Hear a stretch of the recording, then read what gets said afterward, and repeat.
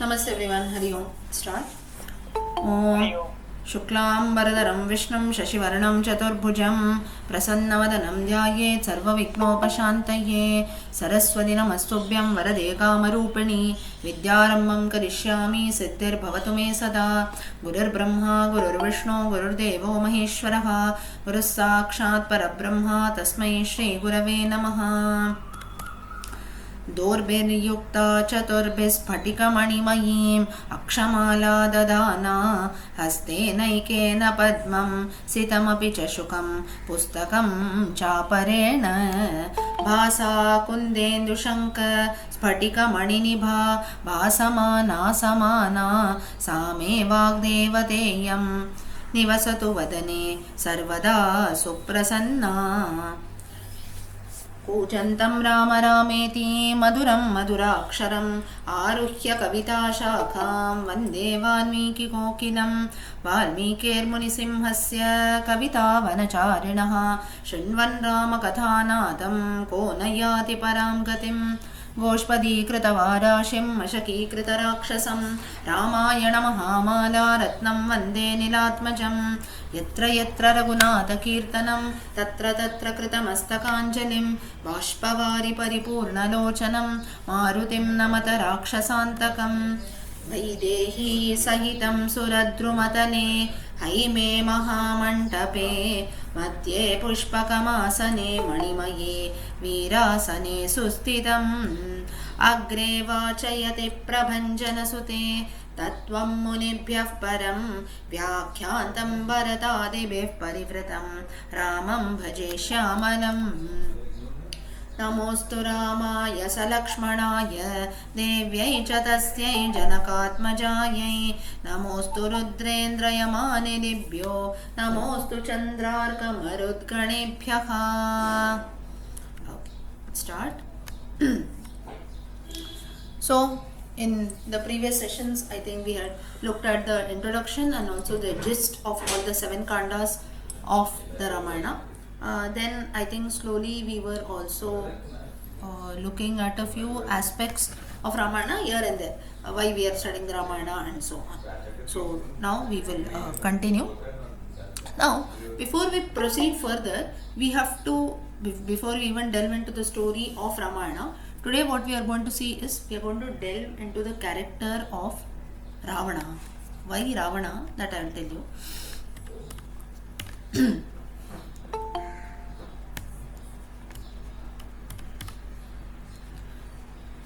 Now, even before we start with Ramayana, why should we first look at the character of Ravana? That is very, very important. So, let's have a look first.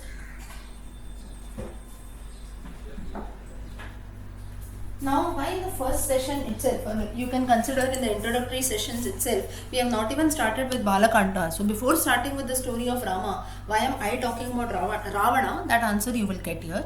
The reason being that now, there are many notions, or you can say many assumptions that we make with regards to Ravana. That now the general thing that we know about Ravana is Ravana was a demon. He had abducted Rama's wife, so that is the reason Rama fought a war with Ravana, killed him, and ultimately got back his wife. So this is the normal plain story that everyone is aware of. But behind this, if you look at the story of Ravana, we must know that this was not the only reason why Rama killed Ravana. Secondly, looking through the character of Ravana, it is a life lesson for all of us, saying that how one must behave or where does one go wrong. So that is the reason why we are going to focus on the character of Ravana first today, and then we'll start with Balakanda.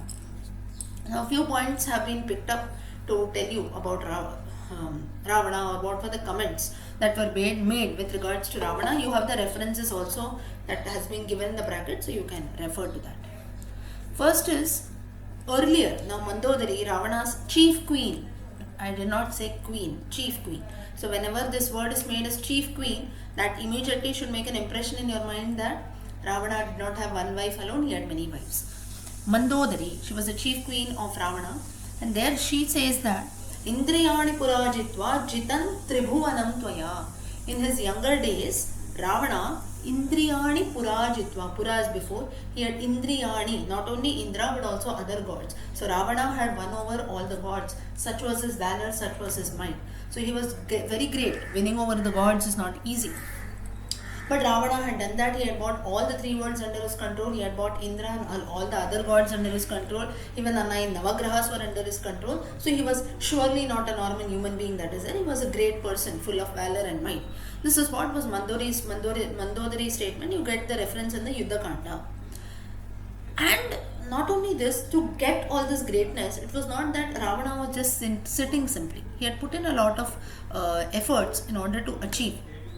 Now, what were these efforts? He had about 10 heads, we know, and every head, it is said that he used to do penance for 1000 years to Brahma, and then at the end, like sacrifice, he used to keep on offering one of his heads. And finally, so this was the amount of tapas that he did, Ghora tapas, as we say, very difficult to follow this tapas.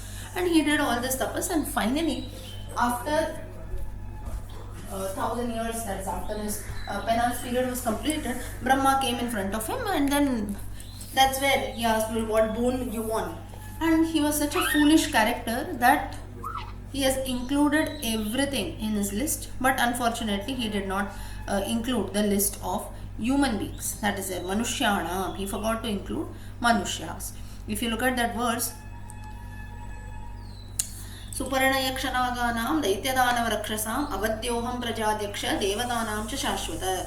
Shashwatas, I should be safe from Suparana, Naga, Yaksha, Daitya, Rakshasas, Nagas, demigods, Gandharvas, Prajadyaksha, Prajapatis, Devatas, gods themselves.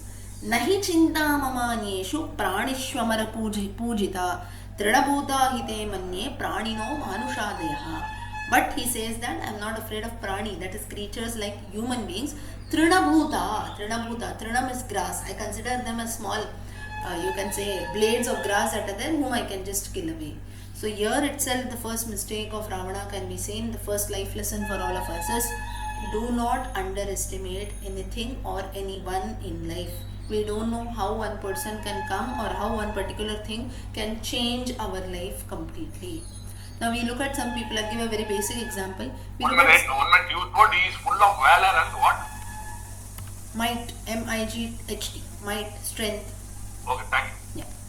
Now here what we come across is that from the lesson that we get to learn from this is, many times when we look at someone, you never feel that this person can cause any harm or he will do something bad to us.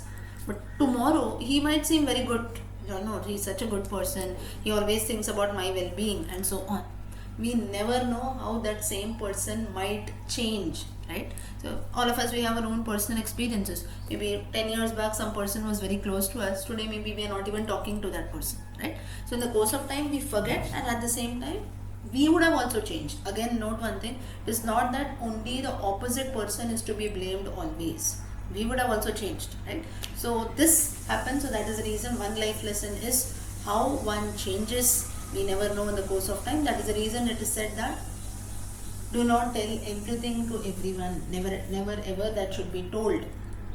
You never know, when you tell someone to something, today they might be very happy. They'll always be happy for your achievements. Tomorrow, we don't know whether the person will react in the same way. He might see ways to pull you down also. This is one life lesson. Second is, just like Ravana, do not underestimate anything. Here, the mistake that he did is, he included a Deva, Danava, Raksha, Naga, Yaksha, everything he included. He did not include human beings, man. That is the reason Vishnu had to come in the form of Naravatara Rama and come and kill Ravana. That is because he underestimated someone. So he was very great, but the mistake was ego or pride played in. Now, here one thing we have to note is that some people will argue here, saying that does not pride come in? Everyone becomes proud, right? If someone praises us, automatically pride puffs in. Now if someone say, now all of you also, you tell me, wow, the remaining the before 2 or 3 lectures of Ramayana I heard, it was very nice. The way you talked, I liked it. I'm just assuming, okay? Immediately, even though maybe I might not react, but inside, obviously I'm going to feel very happy. Pride is going to puff up, right? See, look. So the same thing, if I go around and tell everyone, see, people are telling all this about me, and if pride starts puffing in, next minute I must know that itself is going to put me down. Okay, someone tells us. Now this doesn't again mean, now some people when they can listen to such lectures, they will interpret things also in a very wrong way. Like for example, if I tell you, do not be proud of your achievements or something, even if someone praises also, they will not react. That is again an insult for the person who is praising you. Now say again you take the same example. Say all of you tell me, no, today's lecture was very nice or so.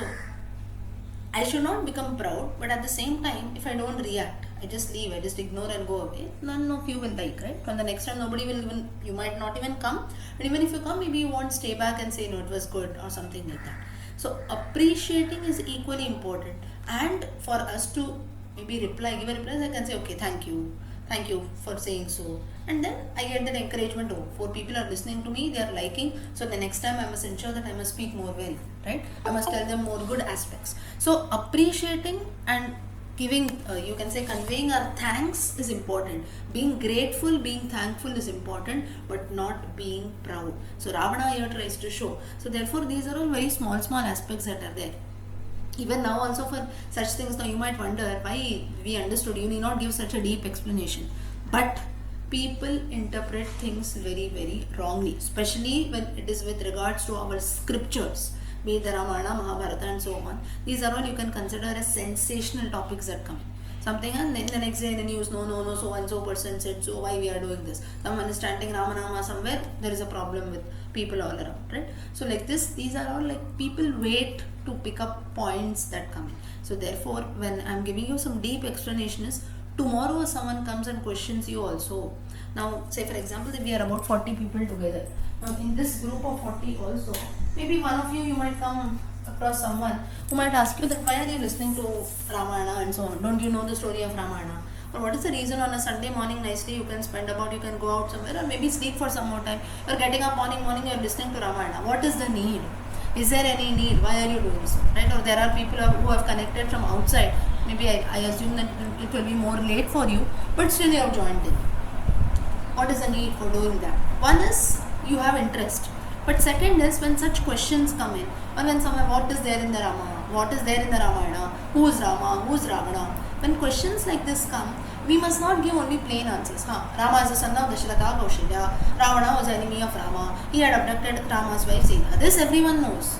But how you can, why till date Ramayana is being studied is not because it is not just a family story. If you want to just study a family story, you have innumerable epics, you have innumerable TV serials that are going on to study any family story, right? One person abducts another person's wife. The same thing you can see in our modern serials. Only thing is that there is no abduction that is taking place. Another person, maybe he has an affair or someone with someone else's wife. This is the only story that is there.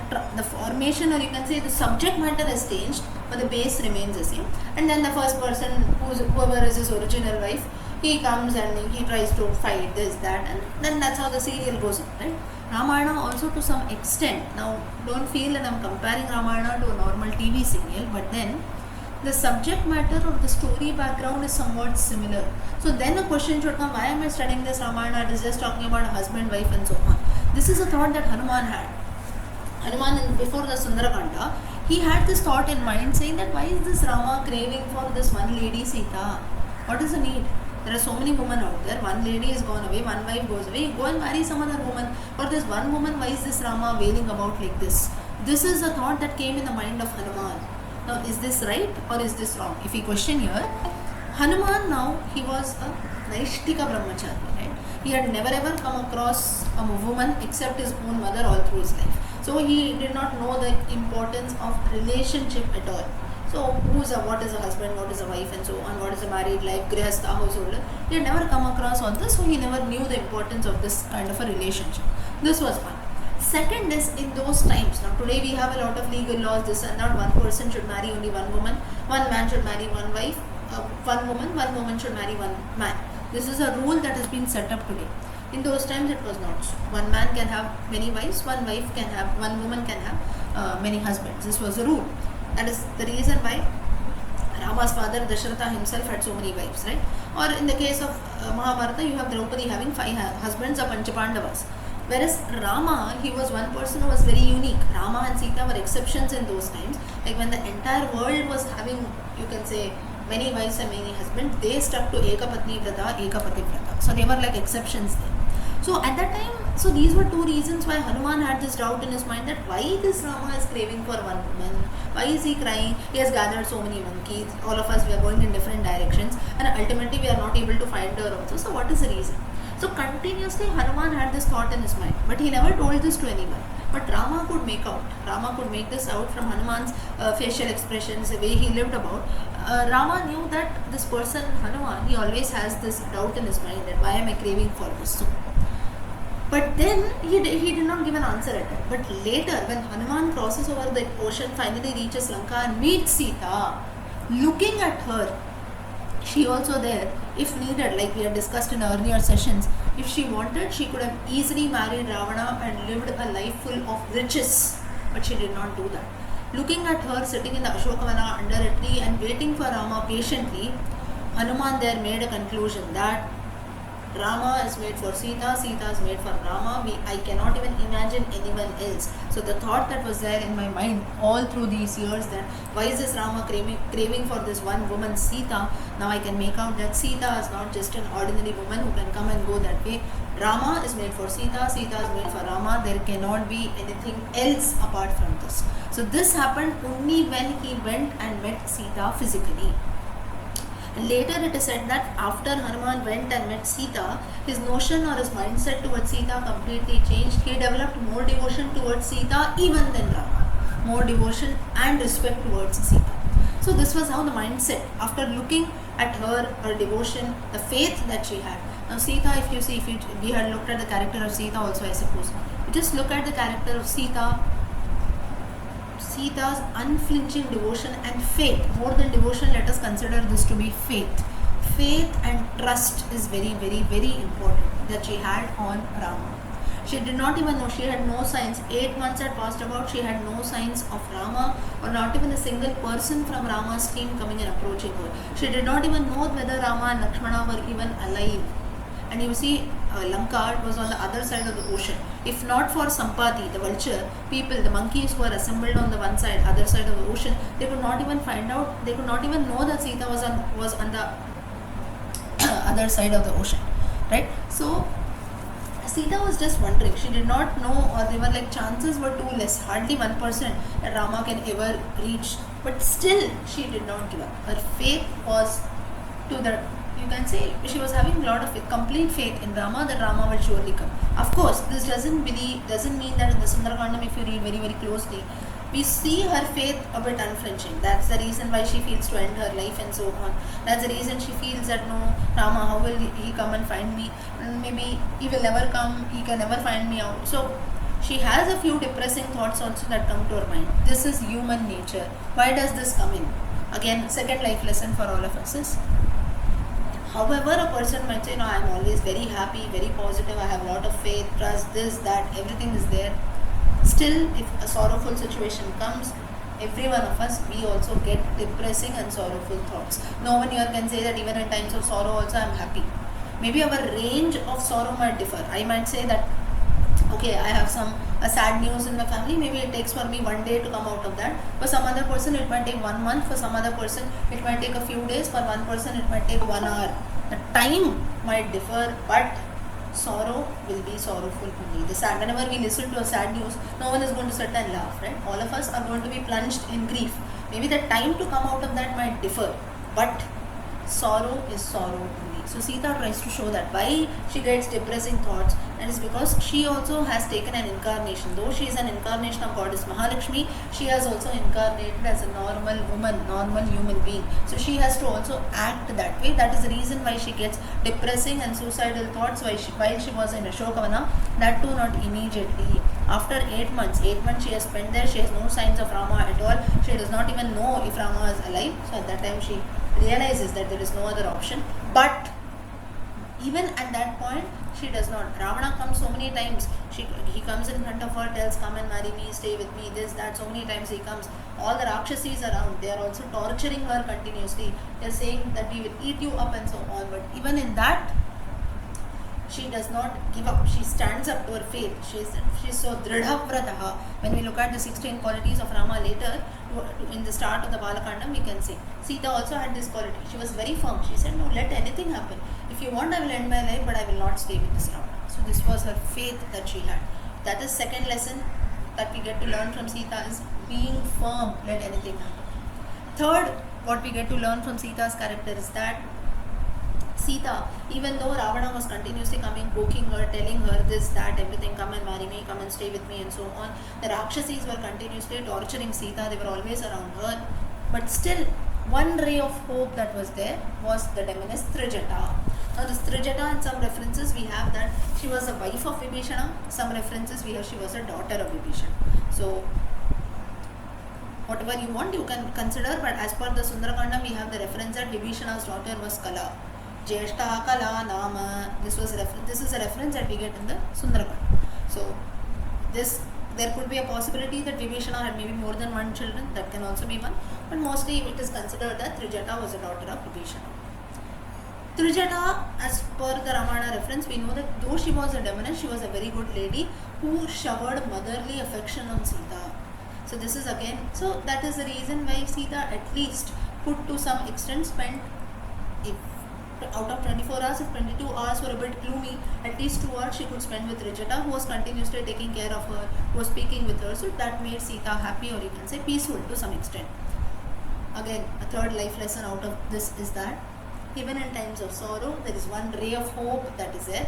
We should be able to find out. Just as Trijata came in the life of Sita, when everything was gloomy around, still Trijata came there like a ray of hope and positivity. So in our lives also, there is a ray of positivity and thinking. We should be able to find that out. Now, everything is just bad in my life. Nothing good. You go and ask people, there will be out of 10 people, 9 people will tell you everything is bad. Nothing. What good is happening with me? All the world's problems are on me. All the bad things are happening in my life. You look at that other person. He is doing everything evil. Still, he is living a comfortable life. Look at me. I am doing everything good. Still, I am leading a very bad life. Right? So this is the comparison that we do. Everyone does this, including you and me. But just like Sita, the ray of hope or positivity is surely there in every situation that comes in. We should be able to find that out. So that is what we get to learn from you. So next we will continue. So coming back here. So here he underestimated human beings. That is the reason why Rama had to take an avatara as a Manusha. So this also again shows the greatness of Ravana, that the Lord himself had to incarnate. Not now human beings are there all around in the world, right? But that could not be done. Any other man could not go and kill Ravana, because he had the one who had conquered even the gods. That is the reason Lord Vishnu himself had to incarnate as a man and kill them in Ravana. So this itself shows the greatness of Ravana, that if the God himself has to incarnate, put in efforts in order to kill you, that itself shows the might of Ravana. So he was surely great, but what put him down is his ego and his evil character that is there. Next. This is the first 4 points are all good. Fifth point that is highlighted in red, what about his end? All the 3 worlds he had conquered. Great skills managing people. That's the reason that Lanka you had full of gold. People were very happy. He knew what to place where. He had so many soldiers on all the 4 sides, 4 gates, north, south, east, west. He had armies set up. All the people were fearing him. So a very great skill of management Ravana had for doing best resources, for doing great things. That is, say for example, best incident we take when he wanted to abduct Sita, he had kept everything ready. First he went, he approached his uncle Maricha, told that during so and so time you have to come here, assume the form of a golden deer, Sita will get fascinated towards you. Now you look at Ravana's predictions also. There is no guarantee that Sita will get fascinated towards a golden deer. But his predictions were so strong that the same thing happened and he was hiding behind a tree. Ultimately when then he said no, Rama started running. You call out Rama, Lakshmana, then Lakshmana will also fall. So the way that Ravana had planned, in the same way the things happened. So this itself showed that the way Ravana had planned. So that is the reason the best resources. He first went, he approached, and he had also got his Pushpaka Vimana alone, so that when later Sita was abducted, he can carry her in the Pushpaka Vimana and go away. So like this, the resources, the planning, everything was done very well, but it was all done in the wrong way for a wrong purpose. So that is the reason it did not play out well. or it did not. It resulted in the end of Ravana. So Ravana was again a great planner. The way he had thought, the same way he executed, and that's how he achieved the results. Next is great sacrifices he had done. That's the reason we have so much of tapasya. Going to Kailasa, one of the greatest devotees of Lord Shiva, composition of the Shiva Tandava Stotram. Jatatavi galajjala pravaha pavidastale galevalambalam vidam bhujangatungamalika tamaddamaddamaddaman ninada advayam chakara chanda tandavam tanotu na shiva shivam, and so on. Okay. So Shiva Tandava Stotram, the composition has been done. Even till date we are studying the Shiva Tandava Stotram. The reason being, it has been composed by Ravanasura, but still we are chanting it as a prayer to Lord Shiva. Again, a very great, you can say a Shiva Tandava Stotram, or again a great achievement on the sides of Ravana. He was an Asura, but still this Stotra, if we are chanting today in praise of Shiva, that again shows his greatness, right? I am assuming that people here know the Shiva Tandava Stotram. Those who don't know, you must learn it. If you are studying the Ramayana, you must know even the Shiva Tandava Stotram that is there. You can say one of the tongue twisters that are present in Sanskrit literature. Is there anyone who knows the Shiva Tandava Stotram? Few at least should know, right? You taught us in the class, ma'am. In general. Is that sutra in your that group of sutras which was sent in Acha. Okay. Apart from that, others also, those have joined newly. In some class maybe we would have learned, but others also, those who don't know, please learn the Shiva Tandava Stotram.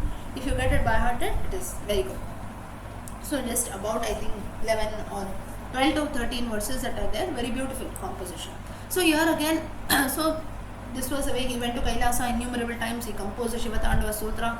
Then he had killed so many demons who came across his way. Just we saw in the previous slides also the amount of tapasya that he had done, thousands of years of tapasya. So all this surely cannot be done by a normal person. Then he was the one who had learned all the 4 Vedas. He knew all kinds of art forms. He was a great Veena player. Then warcraft literature. So basically he was knowledgeable. That's the reason why Ravana also could not be killed easily. He had the knowledge of all weapons and so on. So all this was there. Everything was good. If you see, the definition of a great man is there in Ravana. But what brought him down? Extraordinary strength. Strength is okay, but then using that strength in the right direction is needed. Knowledge of weapons is there, but if you use that maybe, or knowledge of different tricks or even the Pushpa Vimana and so on, you use that in the wrong way, say for example abducting Sita or maybe doing all kinds of evil things, killing innocent people. What is the use of that strength?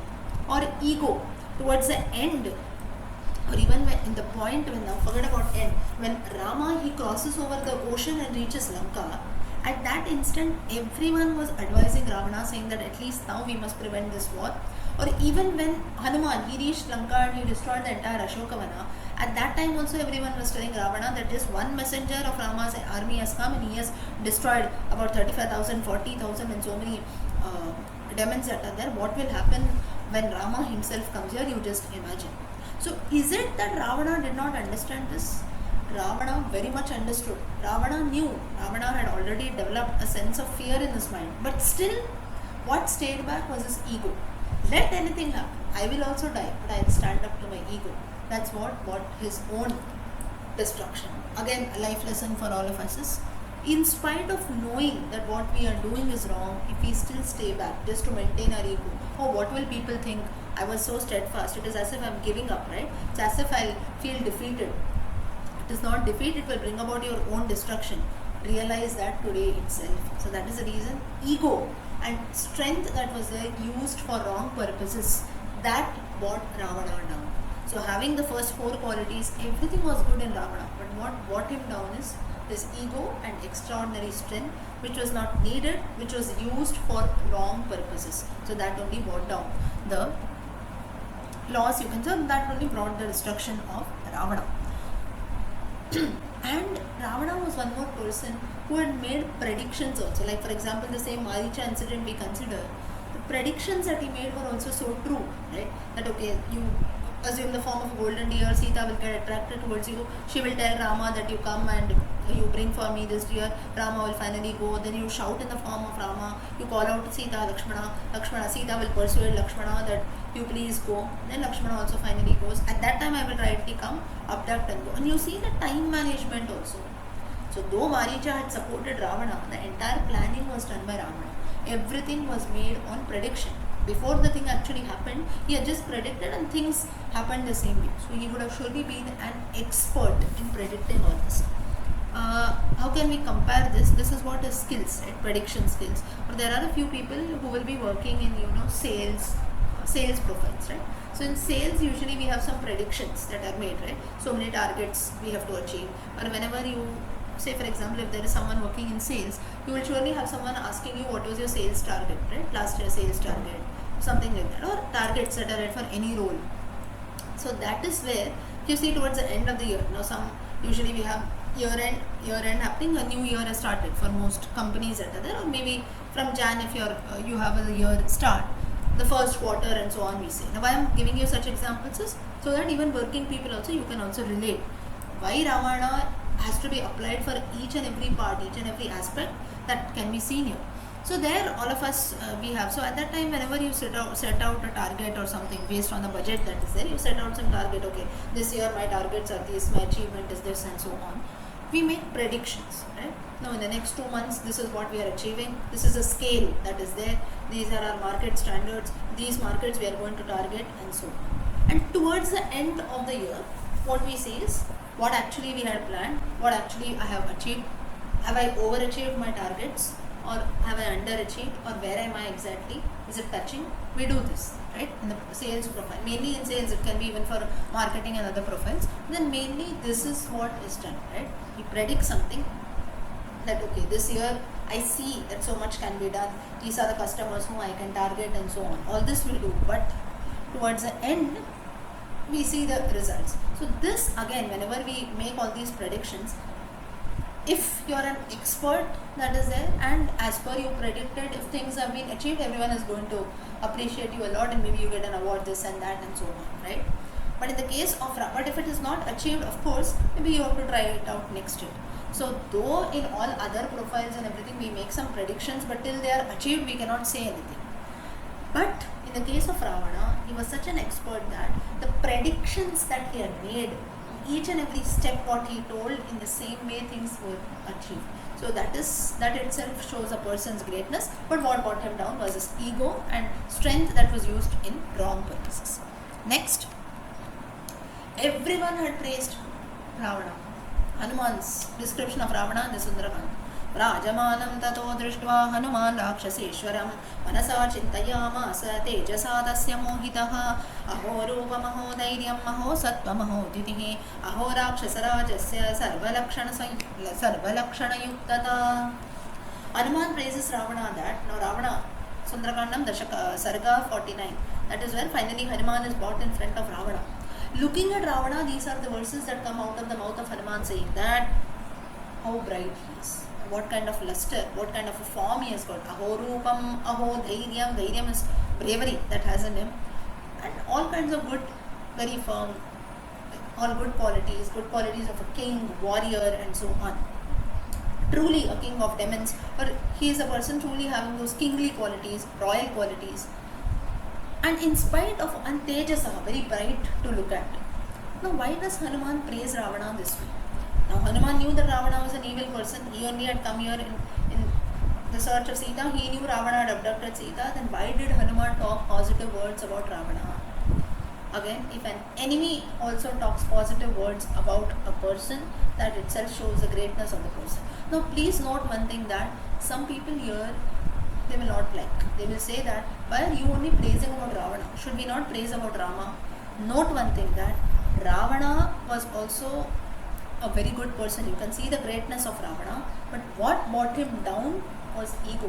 So therefore, whenever we are looking at something, now Rama's greatness everyone knows. Why we are even looking at Ravana's greatness is to know that what brought him down. What is the difference between Rama and Ravana, we should know. Otherwise, we will never, if we don't know what is good and what is bad, we'll never know to make out the difference, right?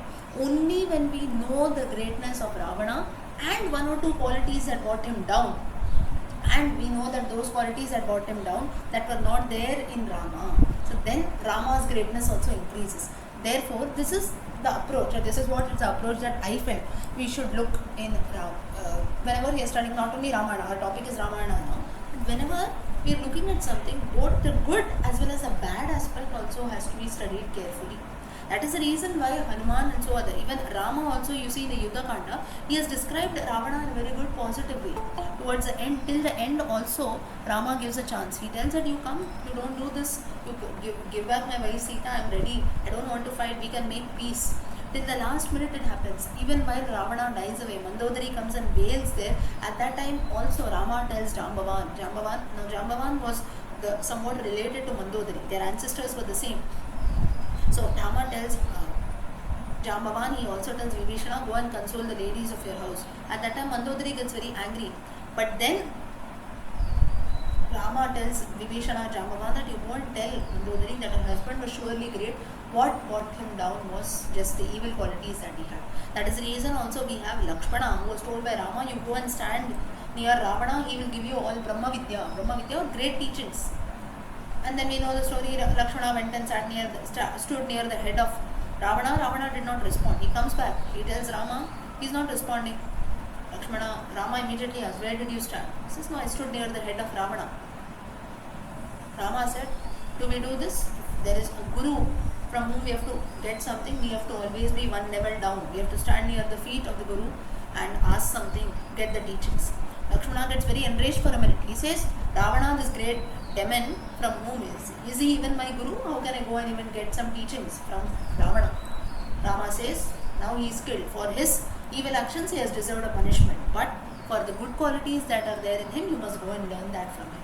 And that's where Lakshmana goes back, he stands near the feet of Ravana. Ravana teaches him some important philosophical aspects and so on. Lakshmana gets those teachings and returns back. So here again, if Ravana was not great, surely Rama would have not sent Lakshmana to get some teachings from Ravana. So now this is applicable now. Why Rama both have to be looked at deeply is that whenever we study the Ramayana, we look only at Rama's good qualities. Only when the evil aspect, that is in this case Ravana, only when he is looked at, we will know the difference between Rama and Ravana, and that is where we can appreciate the good qualities of Rama more. So that is the reason we must always look at the other aspect too.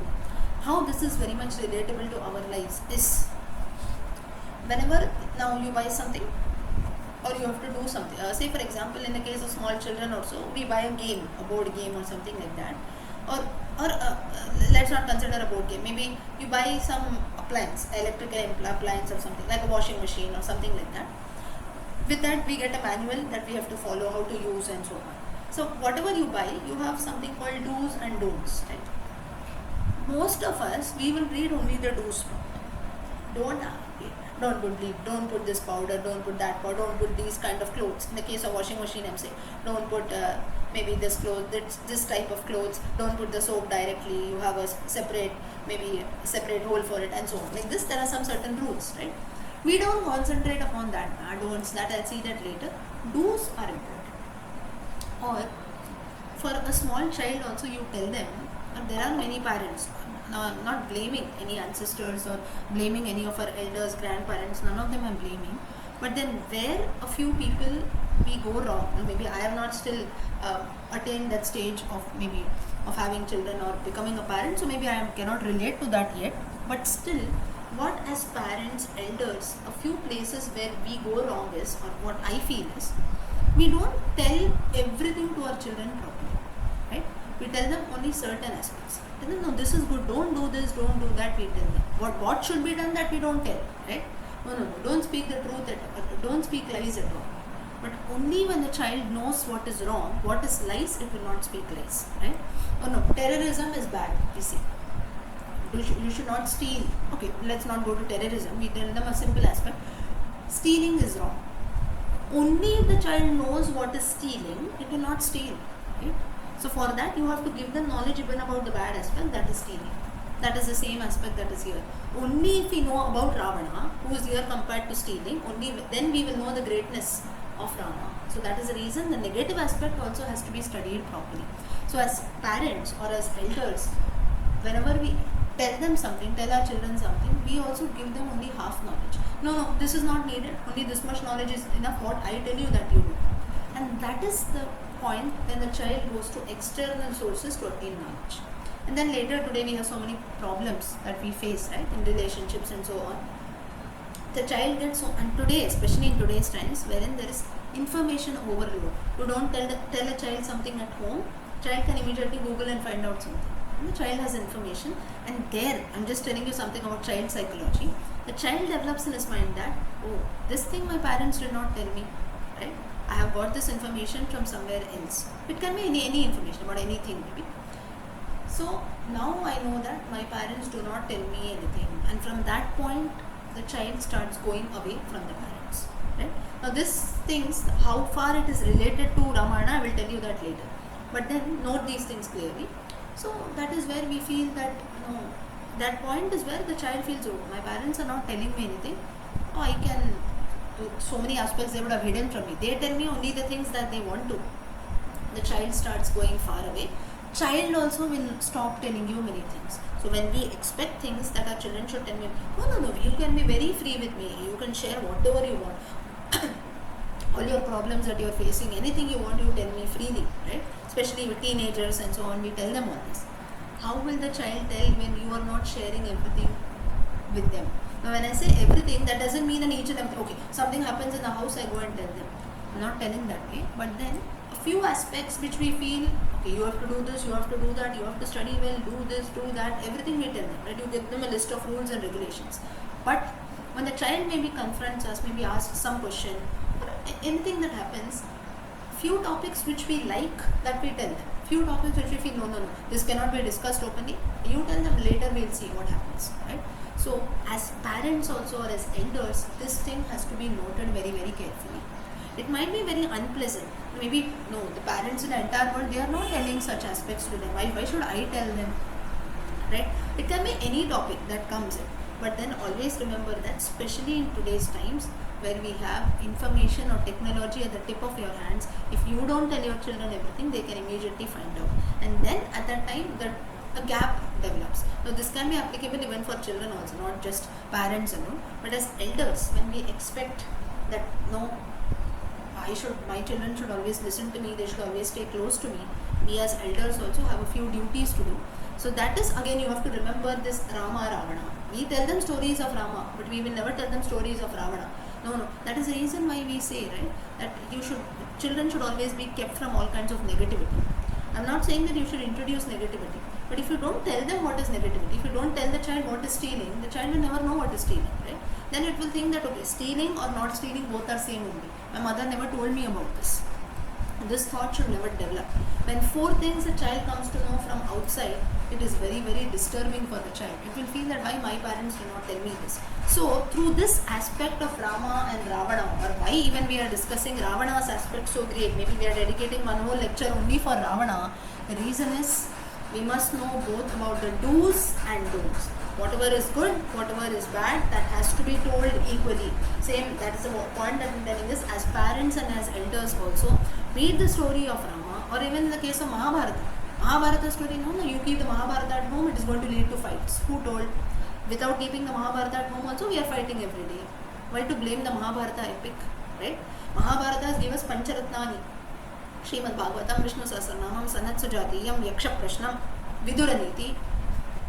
Till date we are reading the Gita every day, till date we are reading the Sahasranama every day, but no, keeping the Mahabharata at home is going to lead to fights. What about the fights that you are having every day in home without having the Mahabharata at home? And we are sitting and blaming Mahabharata, right? So these are so many things that happen.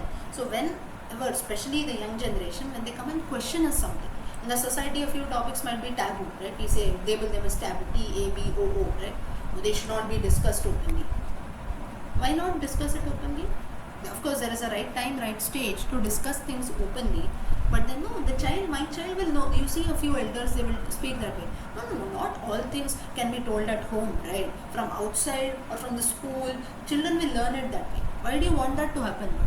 Then you don't expect the child to also tell you all the things equally. The child will also say, no, I don't want my parents to know everything. Let some things be kept from outside only. So, this is the thing that I'm telling you is, or from this aspect of Rama and Ravana, why are we even also doing this comparative study is how we can apply it to our lives, especially for parents and other things. this I have not done this. People have done researches on this, that from Ramayana what are the lessons that we get. So in one of the researches that was there, the study that was made is how parents or elders also, you can apply the principles of Ramayana and apply it, how you can use it to your children is, we just tell them the Ramayana story and know about it. But tomorrow when the child comes and questions something, then I don't have answers at all for the child to do. I just had a person coming about just 2-3 days back. He had come, just sent a message on WhatsApp and he was there on one of the groups. So he says that I see all your messages and everything, but I want my son also. He's also 22 years old. I want him to do all that. But then the thing is, like, he's not interested. He doesn't feel like I should attend something. He doesn't feel like doing anything. He questions me every time. I don't have answers to give to him. Now here, we blame the child, right? The child is not interested. Child, or you can say the young man, about 22 years old. Boy is not interested at all. He doesn't want to do anything. The children are like that only nowadays. But we forget that one line that the man mentioned is, the child keeps questioning me. I don't have answers to give. So who is wrong here? The elder person is, the father is only wrong, because the child will question, right? Now, say for example, someone asked me something, why are you worshipping Rama? I should have an answer. How can you ask this? Rama is God. My grandmother worshipped, my great grandmother worshipped, I am also worshipping. If you give this answer to your child, that child will say, okay, your great grandmother was a fool, your grandmother was a fool, you are also a fool. Without having an answer, you are worshipping. I am not going to be a fool surely. And the child will go away, right? Whereas if you tell them the greatness of Rama, Ravana, the entire story of Ramayana, the child to some extent will know, oh, Rama has done surely this great deeds, he is surely different from a normal human being, he has done some extraordinary deeds, so that is the reason why people are worshipping Rama as God. At least to some extent you have given them a practical answer. Giving answers is important. So whenever, and just comparing two situations and telling, whenever we have a question like this that comes in, that talks about, here in the example of I gave you of a father and son, who's wrong? Obviously all of us generally, if we say, we'll blame the child, right? Blame the son, saying that no, he is not interested at all, children are not interested. Children are not interested is not the thing. The child, whenever he had a doubt, he had come and he had questioned his father, saying that, say for example, the child had, maybe the father would have told you do some worship for 2 days, 2 times in a day, maybe in the evening, morning and evening, after lighting a lamp, you chant a few prayers, you do your nitya karma and so on. Child would have questioned, saying that why am I doing all this, right? This person did not have an answer for this. He just shooed him away. He did not give him a valid answer. Child says that without having blind faith or without knowing the reason for anything, I will not do. A very valid point the child is making. So here who is wrong? The father is only wrong because he does not know the reason. Now it is not wrong. Now again, second question will come to all of our minds is, then what should I do if I don't know the reason? I also don't know the reason, but I never question, right? Some people have this valid point. No, I never question my father. It's okay if you never question your father, but that doesn't mean that your son will also not question you, right? So therefore, the answer is, maybe if you don't know the answer, you can tell them that, okay, I don't know the answer for now, but I will surely find out and I will tell you, and we must surely find out. We have so many of our scriptures, we have so many learned people around, you can surely ask any one of them and at least try to find out. But then still we don't put in efforts, we just give blunt answers. No, there is no reason, you cannot question about, you have to just keep doing. That's where we lose, and then nobody is interested at all. So then again, so coming back to our main topic, why I told you all this vague story and explanation is that whenever we are looking at the character of Ravana, things what we must not do, that we get to learn from Ravana. Or in spite of being a good person, what brought him down, 1 or 2 things that brought him down, that we must know. 90 things would be good in us, but the 10 things are bad, you will be named as a bad person. That is the reason why all through our life, if we do 10 good things and 1 bad thing, people will remember that bad thing, not the 10 good things that you did, right? So the same thing is applicable even here. So therefore, a comparative study of both Rama, Ravana, telling everyone, being equal in all kinds of aspects. Few things I will share, few things I will not share. Such mentality should never be done. Do's and don'ts, everything has to be explained, everything has to be looked at properly. Whatever I like, whatever I am comfortable, I will look at that. That should not be done at all. Whatever we do, we must have, it has been spoken about plainly. I'll give you one more example. Okay, till here everyone is understanding, right? Or should I continue? I hope it is not too deviating. No, we are understanding. Okay. Understanding it. Okay. Okay. Now the Draupadi's incident that is there in the Mahabharata, many people do not read that. Mahabharata itself, many people don't read, right? Draupadi's that incident that comes in wherein the pulling of her robes and so on. People do not read that, or that part of the Mahabharata is skipped about. There a lot of questions are raised and so on. So at that time, why it is not read is not, is very disturbing. One thing is it can be disturbing. Or even the Uttarakanda that is there. Why Uttarakanda also is not considered, as I told you in the introductory session also of the Ramayana, that traditionally when we do the Ramayana Parayana, many people stop with Rama Pattabhishekam, that is the end of Yuddhakanda. They do not chant the Uttarakanda because Indian philosophy, Indian culture, we believe in happy ending. What is happy ending? But the truth should be put in, right? Same thing is happening in our lives also. Today things are happy, okay, everyone is happy. My child is married, he has gone away, he is leading a happy life. But that doesn't mean that tomorrow there is going to be no problem. Right? Your life has not ended there.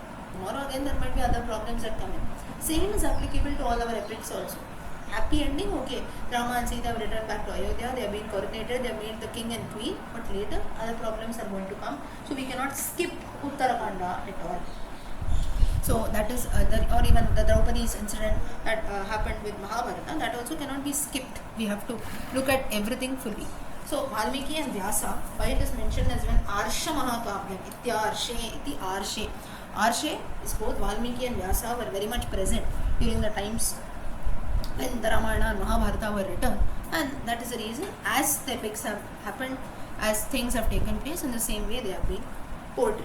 So therefore, no, it is everything should end in a happy ending, so I will conclude with the Pattabhisheka only. It is not upon your choice. Whatever things have happened, the same thing, in the same way it has been shown, so we must give justice to that. You like it, it is disturbing for you, that is not done. It is not a movie that is being played. So that's the reason. What is the difference between movies and epics that are there is, now if you have to go and watch a movie, we have something, right?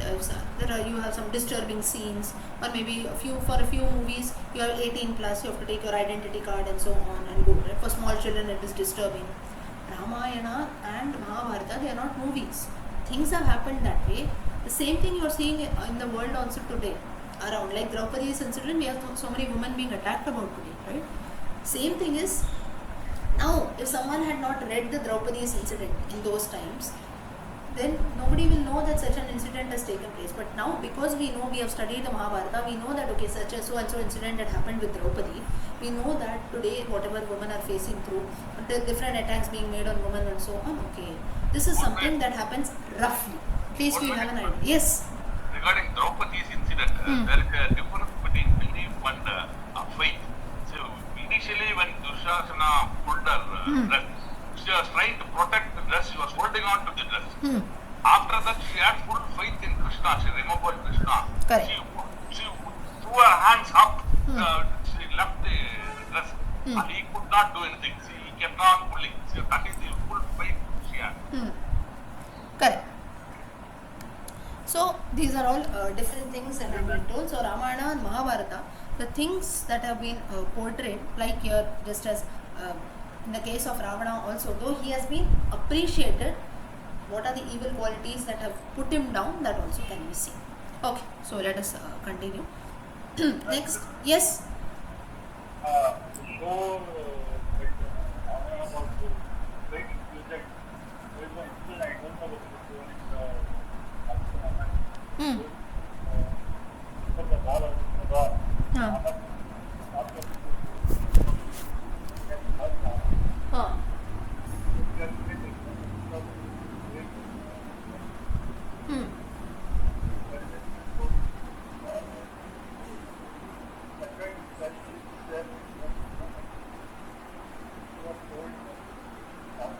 Yeah.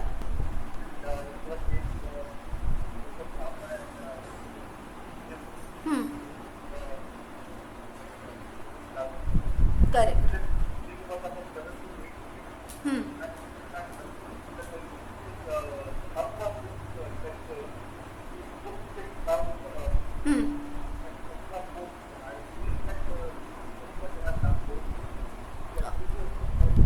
Okay. So yes, of course there are so many other things that have been told wherein Ravana is being pulled. Okay, so Hanuman also, he also describes Ravana. Rama also describes Ravana, as we say. Ahodipto Mahateja Ravano Rakshasesharaha Aditya Vadushpreksho Rashmibhirbhati Ravanaha. That is Ravana's Rashmibhir or Aditya, he is shining like the sun. So Vyaktam Lakshye Yasya Rupam Tejas Samavritam Devadanavavirana Vapurnaivam Vidam Bhavet Yadraksham Rakshasendrasya Vapuretat Prakashate Prakashaha Devadanava Virana. He is the one who has control over both Devas as well as Danavas. So that itself shows his greatness totally, wherein we can see that he was such a great man that even Rama, the enemy of Ravana, also has been appreciating him. So this itself shows a greatness wherein the enemy also has appreciated Ravana.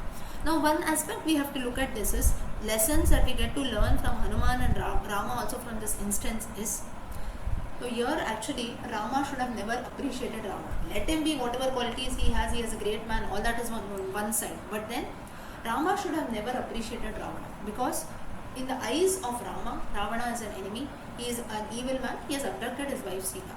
So during such a scenario, should Rama even appreciate, or should Rama even speak something good about Ravana? Or even Hanuman also. Hanuman, now in the case of Hanuman, if you see, Hanuman, why he is such a great devotee, or devotee whom we are worshipping today as God. You know the reason for that? That is because Hanuman, the amount of service that he had was totally selfless. Now, first point number one is he had to cross over the ocean and go to the sea. To see whom? Some vulture sitting on the shore of the ocean had told that Sita is there. Keeping faith on that, he crossed over the ocean and he is gone. He had to meet so many obstacles that are there. The mountain, Menaka, Surasa, everyone comes there, the Nagamata, then everyone comes, they try to stop and obstruct his way. Crossing all that, he goes. Finally, he reaches Lanka. There he wanders about here and there. He could not find Sita. He goes about and there he enters the chambers of Ravana. He sees a woman of Ravana indulging in so many evil or unpleasant deeds. Everything he had to undergo, everything he had to experience. And at that time, he himself feels bad. In the Sundarakanda, you have this reference. He says that he does not give up, he does not blame anyone, but he says that why am I going through all this, right? Now, in many situations, it happens with us also. Now, in the case of us, even though we are directly related to a particular person or so, still we are not interested, or still we won't do things, right? Say, for example, now someone tells us, no, so and so help has to be done, can you please help me? Only if the person is very close to us, or only if we feel that, okay, I should help him, only then we do. But in the case of Hanuman, you see, Rama also he has known only a few days back when they have met him in Kishkinda. Sita he has never seen at all. And for whom he is doing all this? Rama is not related to him anyhow. Okay, God, all that, I am a great devotee, all that is on one side. But we are also devotees, right? But someone says, go and do this, go and find out Sita. Will we even do? We will not do that. No, I can sit at my home and if you want, I can chant the names of Rama. More than that, I cannot do anything, right? So, but in the case of Hanuman, selfless service someone has to do, that can be only and only Hanuman. Without any selfish motive, he is the one who has shown complete faith and devotion on Rama. So here, and even in the case of Ravana, so Hanuman and Rama, what we get to know is appreciating the enemy. Now this is one thing wherein though he is your enemy, but at the same time, if a person is having good qualities, that has to be appreciated. Now in the case of Ravana, he had done evil deeds, that is, he had abducted Sita, that was evil, but he had a few good qualities that were there. So for that, he was appreciated. So that is the reason why both Rama and Hanuman both have appreciated Ravana. So again, a life lesson for all of us is, even though a person might be evil or you might not like a person, but still something good is there in others, we must surely appreciate them. No one is going to be perfect. In human life, if you have to relate this, is no one is going to be perfect. Right? There is no one here who can say that I am 100% perfect. There can be no mistake. There is no mistake in me at all. Whatever I do, everything is just perfect. You cannot find out even one mistake in me. That is surely that cannot be done. But then, even though you do not like a person, but still if something good is there in someone, we must surely pick up that and appreciate that person. So this is a lesson that we get through this praising. Or why did Rama and Hanuman both praise Ravana? This is a lesson out of that. Next is, again we continue this. Greatness is devoid of goodness. However great Ravana was, he was not good. That is, he did not have good qualities at all. It is violate dharma. He did not fear anything. Let anything happen, I will do only what I will. He lost control of all his senses. He did not know the way he was acting. Overpowering of his senses. He got attracted towards Sita, this, that, and that's how he had to. He went on the wrong path. He wanted to be the controller of everyone. He wanted everyone under his control. Under him only, he should be the leader of everyone. And he wanted only good things to be told, and good things only he wanted to hear. That is the reason why Vibhishana, when all this time, and all the other soldiers of Ravana, when they kept on telling him that this is wrong, or you are on the path of danger, don't do this, at that time still he was not ready to accept that. He wanted only good things to be heard. So that is the reason when Shurpanaka comes and tells that no, a very beautiful lady along with her husband and brother-in-law is there in the forest, that he liked that, because that was very pleasing to hear, and he immediately went in search of Sita, and he abducted her and so on, right? But then when Vibhishana gave him some advice, or when Mandodari, all other people gave him some advice, and that was not pleasing, he was not ready to hear that at all. And next is, go to any level to achieve what you want. Be it good, be it bad, what I am doing is, where is it going to lead, and so on. Irrespective of all that, without thinking all that, he goes and he achieves whatever he wants. That itself resulted in his downfall. The gods in the Balakanda, they were complaining to Mahavishnu, that saying that this Ravana, now he was doing all this, so it is like a confirmation, all the 5 points that we saw. This, he was doing all this, and this was causing trouble to all the worlds that was there, that were living about heaven, hell, earth, and so on. So that's the reason why gods also, they started complaining to Mahavishnu, saying that now is the time you have to do something. This person Ravana, he has also got a boon from from Brahma, and therefore if you, that is the reason why he is not able to, we are not able to fight with him, and so you have to only do something now. So in the Balakanda you have the reference, they come and they complain to Mahavishnu, and that's where the Lord decides that I have to incarnate myself as a man, because as per the boon given to Ravana, a man was not mentioned in the list, and he could have done that. Next is, when he was in Janasthana, how fearful it was. That is in Aranyakanda you have the reference, Khara Dushana, the brothers, they also had about 14,000 Rakshasas. So Ravana's brothers were also that powerful. So all these incidents you see, not only Ravana, even his brothers like Kumbhakarna and so on, not very easy to kill those demons. So they had also done a lot of tapas. It was very, very difficult to win over all this. So this itself shows the greatness, both physical strength that they had, not very easy to conquer over them, but what brought them down is their evil behavior. Next is a few of Ravana and Sita's dialogues that are there. Swadharmo rakshasam bhiru sarvataiva na samshayaha gamanam va parastrinam haranam sampramatyava. Ravana, he tells Sita, again a bit disturbing, but you can say that Rakshasam is Swadharma, Rakshasam is Rakshasam, demons. He says that it is a duty, you can say it is a duty, or it is a nature of Rakshasas to carry away women, to rape them, and to do all kinds of evil and wrongdoings with them. He says that it is the Swadharma, it is the, you can say that is what is the nature of demons. Hearing to this, Sita feels very bad, and Sita gives a counter argument for this. Ihasanto navasanti sato va nanuvartase tatahi viparita te buddhirachara varjita. She asks, or she feels that, are there no good people in Lanka? Are there no honest men who always think for righteous conduct, who know what is right, who know what is wrong? And don't you have any people who would guide you? But then Sita did not know that even though he had good people to guide them, like Vibhishana and so on, still Ravana was a person who was not ready to listen to anyone. Only if a person listens, you can tell them, right?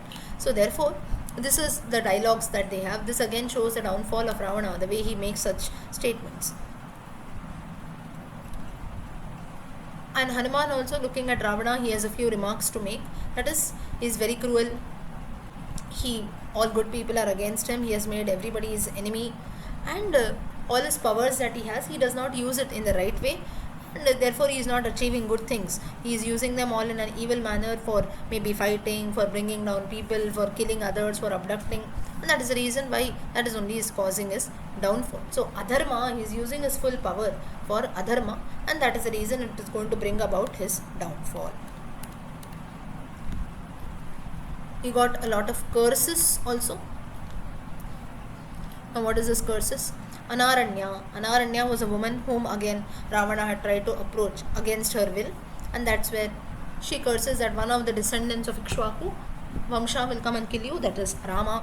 Vedavati, she says that now some people believe that Vedavati in her previous incarnation was Sita. So she says that I will come to make your end in the form of Sita. So that's where in the next incarnation, Vedavati, that is in the next birth, the same Vedavati was born as Sita, and that's where Sita was the root cause of the destruction of Ravana.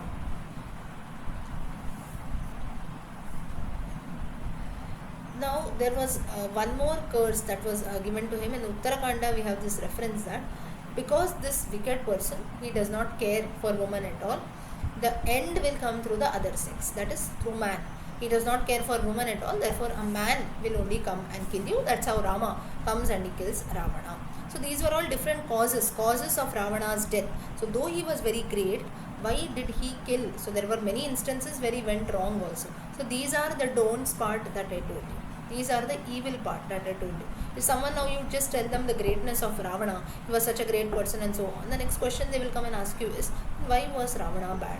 Or even today also we have many I don't know if you all have read those books. We have a few authors like maybe writing books on Sita, and a few maybe even in movies or few books we have people who just glorify Ravana, and they will come and also prove that Ravana was so good. Then why are we writing against Ravana and so on? That is because they don't know the entire story at all. They will just look at the greatness of Ravana. So that is the reason why this part has been introduced today, looking at Ravana whole and soul. So that I'm not naming anyone, but I think most of you would have known of what kind of authors, and even in TV also you have so many series going about, right? So wherein they try to portray maybe Ravana great, or maybe some aspect of Sita they will portray great. So wherein it has got no reference at all. I'm not saying that they are writing them very plainly. They have their own research that is made, but they will try to portray Ramayana completely opposite, right? And then that's where you feel that Ravana is the hero and Rama is the enemy. That should not be done. If someone has been worshipping Rama for all these years, and if we know that Ravana is evil, you cannot change the picture completely, make your own points. Those points, I'm not saying they're not valid. They would have their own research. The point of view of everyone is different. We cannot stop them from saying, oh no, you have written it wrongly and so on. But we must know what is true also. So that is the reason why we discussed earlier also. I told you that whatever you portray, be in front of your children or anyone, or even when they come and ask you questions, you must always tell them the way it is. Otherwise, it leads to a very wrong impression that is there. That when I told you the incident of the father and son, and the father drove the son away, saying that no, this is how it is, you don't question and so on. The son will now never have trust. Right? Whatever I ask, I don't know the reason for doing that at all. So through this the curses list that we see, even we have seen both the aspects of Ravana. So now there should be no doubt in your mind saying that Ravana is evil, Ravana is good. We have seen both the aspects. So whatever aspect has been there, both have been put in front of you. Okay, you know the greatness of Ravana, but why he became evil then? When this question comes to our mind, now you know the reason, because he has got so many curses, he has misbehaved with so many people. All this with references has been mentioned. So tomorrow when someone comes and questions us, or let us forget about someone else coming and questioning, we ourselves develop this thought in our minds, that especially when we read such books, or when we have someone portraying Ravana as a leader or Ravana as a very good man, obviously our thought process also changes, right? Now when we human beings, especially when we are reading about such things, or we get reading or maybe seeing something like a movie also, immediately we get influenced, right? Now say for example, someone till date comes and tells about me, someone comes and tells you that no, she's very good, she's very good, she's very good. So you also, you believe that, yeah, she's very good. She speaks well, I listen to her and so on. So this is a thought that is there. I'm just giving a very simple example. Say for example, tomorrow someone comes and says, no, she's very bad, she's like this, she's like that. Someone comes and tells you, maybe you won't believe, but still 50% of it now, the belief that we had on the first day that, okay, I am good, or no, so and so person is good, that thought to some extent, at least 10% or so, little you will start deviating. There's someone told you negative about a person, that negativity is still lingering, right? So that good, that 100% you were thinking about a person good, that has now turned to 90%. 10% of negativity is built. Still, and that person, and especially in the case of negativity, immediately we get influenced. So in the case of Ravana also, it is the same thing. When Ravana or some evil characters, they're being portrayed in a wrong way, we must surely study all that. I'm not saying that we must not study. We must also read such books to get that author's way of looking. That is also very interesting. The way a person portrays, that is also interesting. But that doesn't mean that we change our principles completely. Why Ravana is portrayed wrong was because he was very great. We have already seen the greatness of Ravana. But where he went wrong, that should also be seen. Next is Nandi. Nandi, the Vahana of Shiva. He comes now when Ravana once goes to Kailasa. At that time, Nandi was there. Nandi says that he wants to meet Shiva. So at that time, Nandi says that no, now you cannot meet Shiva. Shiva is busy in meditation. So then Nandi says that how come I have come here, and that's where he lifts the mountain, right? And lifts the mountain, and then his hands are caught inside that. And at that time Nandi curses. Shiva tells that you are looking like Kapi Mukham. So your face is like a monkey. This is what Ravana tells Nandi. Nandi gets very insulted, and then he curses that monkeys only will come and they will destroy your entire family. And that's how we know Rama along with the Vanara Sena comes and destroys entire Ravana's enemy. So like this, there were many instances wherein Ravana misbehaved and he himself caused his own end. Then Rambha, once Nalakubera, he goes to Kubera was Ravana's stepbrother. So Nalakubera, he goes there. That incident, Rambha was an Apsara. He goes to heaven there, and she was, now Apsaras, they are women who dance and sing in heaven. They are entertained. They are sources of entertainment for Indra. So once Ravana goes and he approaches Rambha, she was not willing. And like Sita, he also approached her unwillingly, and that's where she curses that your head will blow into 7 pieces if you approach an unwilling woman. So that's how we see it, all as 10 pieces of the head, they started one by one, they started getting destroyed when Rama ultimately killed Ravana. Then Punjikasthala is Hanuman's mother. In this birth, she was Hanuman's mother, Anjana Devi. Earlier, she was his Apsara, Punjikasthala. And when she was on her way to meet Brahma, at that time again Ravana comes and he approaches her very unwillingly, and she curses that your head will blow into 100 pieces if you approach an unwilling woman. So these are the different curses that Ravana had gotten. Last, if you see,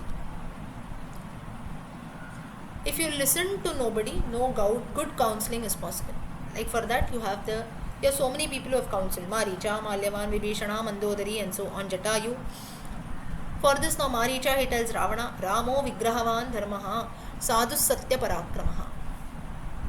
Maricha tells Ravana that you give up this plan of abduction. When Ravana approaches Maricha and tells that you have to help me in abducting Sita, Maricha already tells this to Ravana that you have to give up. The reason being that earlier Maricha had faced Rama's blow of the arrow, and now he knew how his own mother Tataka, his brother Subahu, all the other Rakshasas, how they were killed.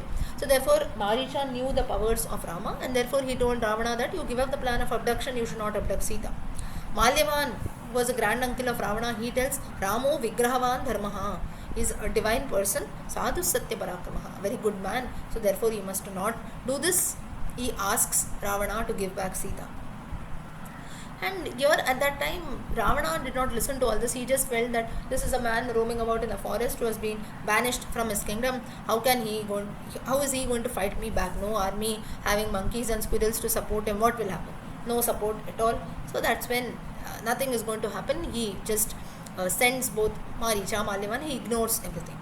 Jatayu to Ravana, what he says is Shashti Varsha Sahasrani Jatasya Mama Ravana Vriddoham Tvam Yuvadanvi Sasharaf Kavachishari Nachapi Adaya Kushali Vaidehi Nagamishyasi Nashaktastam Baladartum Vaidehi Mama Pashyataha. He says that Shashti Varsha Sahasrani, I am now 60,000 years old. You are still a yuva, you are still a young man. I have now here the age of Ravana is somewhat, even though you consider it as 20,000, that is about 40 years younger. So I'm just giving you a rough reference. That's where Jatayu says that I am 60,000 years old. Now in those times, even in the Treta Yuga, you have the years also of age that is there. It is quite more. Now today the human average lifespan is 100 years. In Treta Yuga it was more. That's the reason why Rama also, he lived for about 10,000, 11,000 years. That was there. In the case of Ravana, it is said to be 20,000, and in the case of Jatayu, about 60,000. So he says that I have more experience than you. If you are going to abduct the Sitas, out of experience I'm telling you, I am an old man. You should not abduct Sita, and if you do that, it is going to lead to your own destruction. Do not do that. So we have so many people coming and counseling Ravana, but nothing he works about. So here again a life lesson is, when some counseling takes place, that is the reason why always we cannot listen to our own selves. We need people who come and guide us, and when we don't listen to even that guiding that has been guidance that has been told by others, ultimately it is going to result in our own destruction. He gets blindfolded, that is, he considers other creatures to be Trinabhuta. We have already seen this. Human beings are not worthwhile creatures. He says that means Trinabhuta hite manye pranino manushadeha. Means he says that they are like just blades of grass. Means he does not give importance to human beings at all. He considers them very, very weak, and he says that how can a man be the cause of my destruction? Nothing evil can be done to be a man, that too Rama. So that was beyond his imagination, that a man can come and kill. Therefore in the boon also that was given to him by Brahma, he never comes and asks for a man to kill. He mentions all other creatures. And further he says that Rama can never be a match for me at all. He says this in the Aranyakanda, Angulyana samoramo mama yuddhe samanushaha yastriyo vachanad rajam viha yasasurujjanam asmin vyalanu charite vane vasati durmatihi. Angulyanasam. He says that even one finger also cannot be equal. Like, I cannot consider this Rama to be a match at all. He's just like a small finger also, that is the size of a finger also, is not equal to me at all. And people are telling me to take care of this Rama is Lord Vishnu himself and all that. And later he agrees that even if Rama is Lord Vishnu also, I am not going to be afraid of anything. Let Lord Vishnu also come in, but I am not going to react in any way. And further he says that Yastriyo Vachanadrajam, because of the statement of a woman, that is Kaikai, because of that Vihaya Susrujjanam, he left behind all his relatives, friends and so about. He is living in the forest.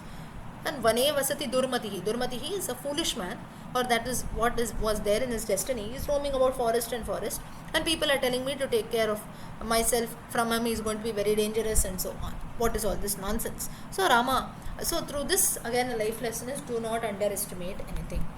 And very late realization of the reality, hundreds of warriors, he starts losing his own son Indrajit, he loses his own very strong brother Kumbhakarna, he loses.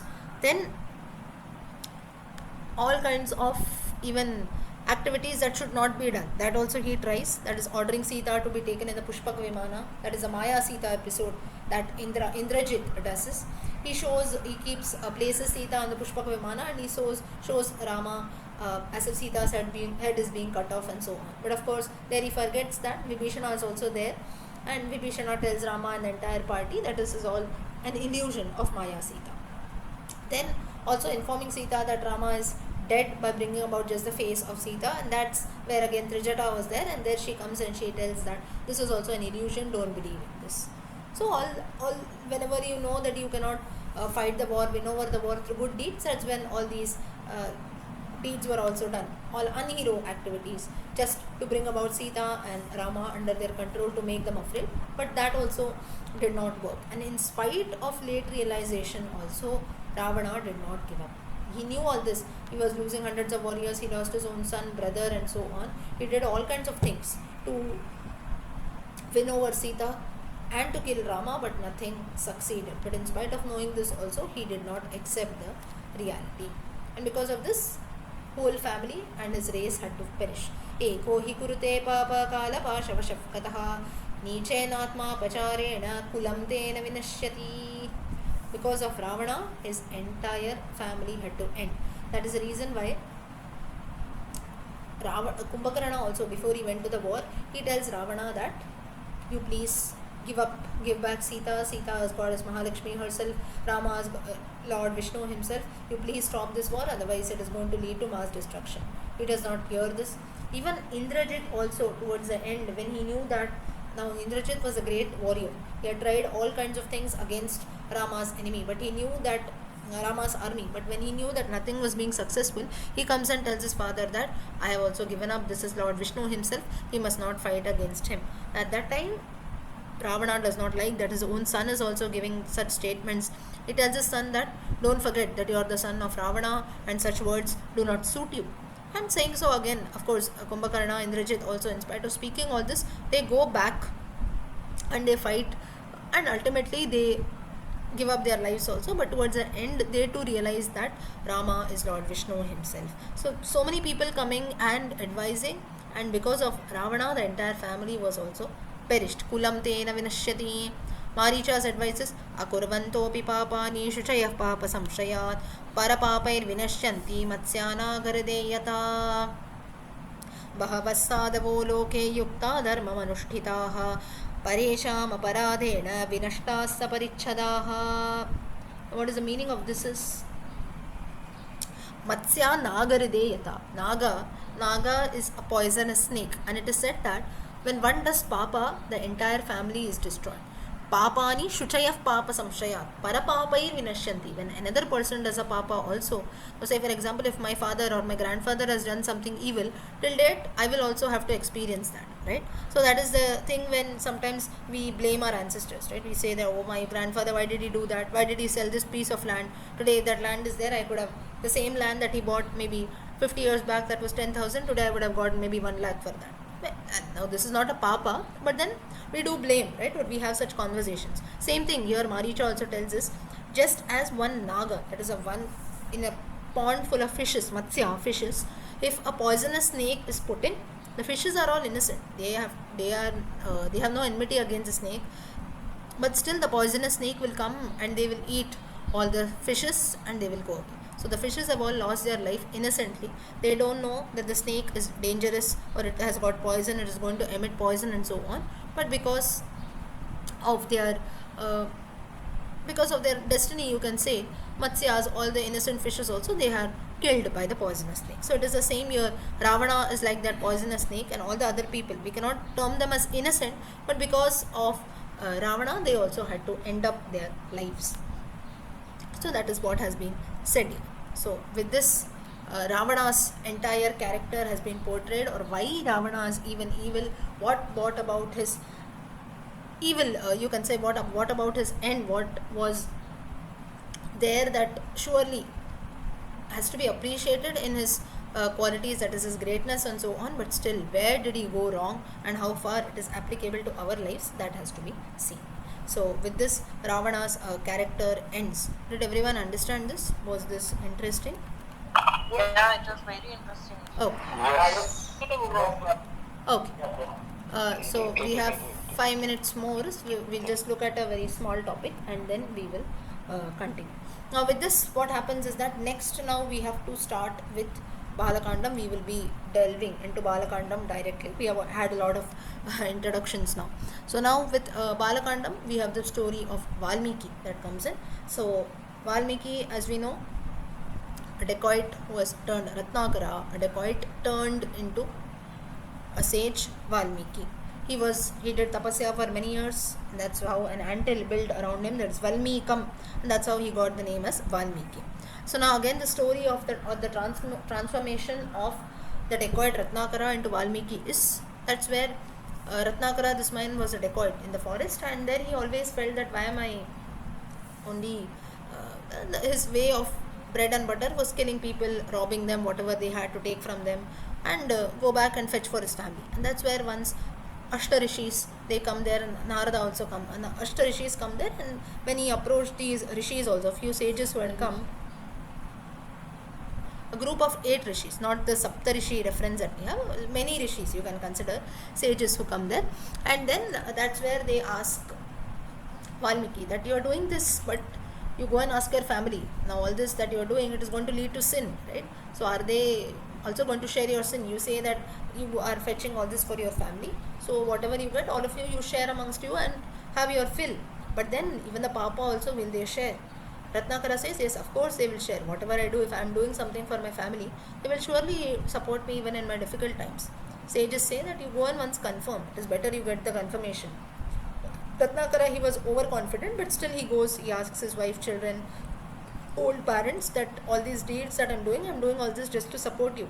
But then a few sages say that all this is going to lead to sin. So will all of you also support me? Immediately, they did not even think here and there. Immediately they said, no, we never told you to support us this way, right? It's your duty to support your family, but we never told you you have to steal or you have to rob and so on. So why should we support in your evil karma? Valmiki got an answer, that is Ratnakara, he got an answer. He immediately comes back, he falls at the feet of the sages and says that no, what should I do now that I have been fetching for my family all these years, but then they say that they will not support me in my evil deeds at all. So that's where Narada comes there.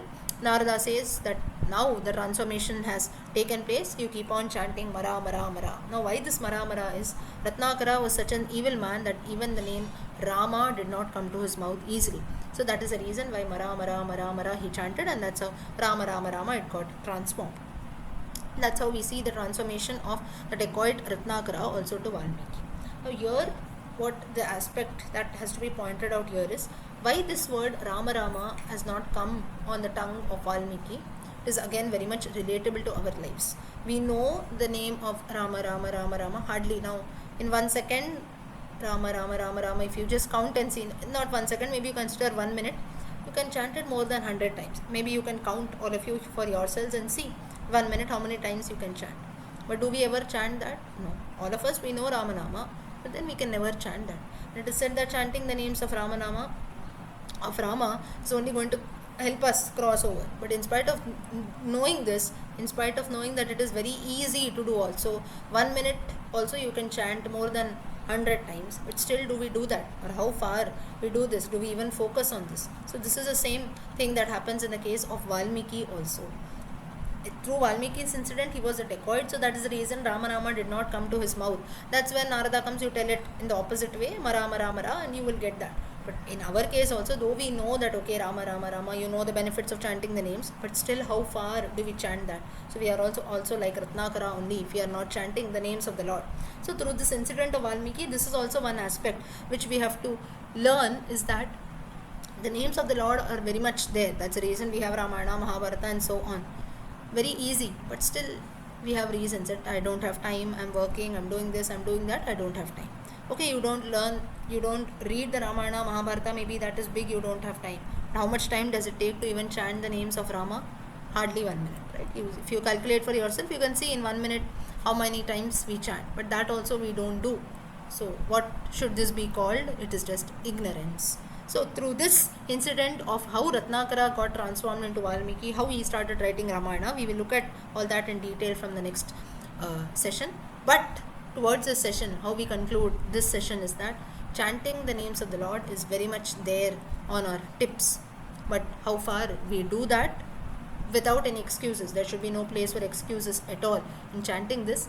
That also, if we don't do hardly 1 minute, as I told you, for Ramanama, then that itself is our ignorance that takes place. There is no one who can come and support or help at all. So therefore, chanting the names of the Lord helped Ratnakara also transform into a great sage like Valmiki. Today the Ramayana written by Valmiki is the one that is revered and that is chanted all over the world. So this is the greatness of chanting the names of the Lord. So with this we will we will conclude today.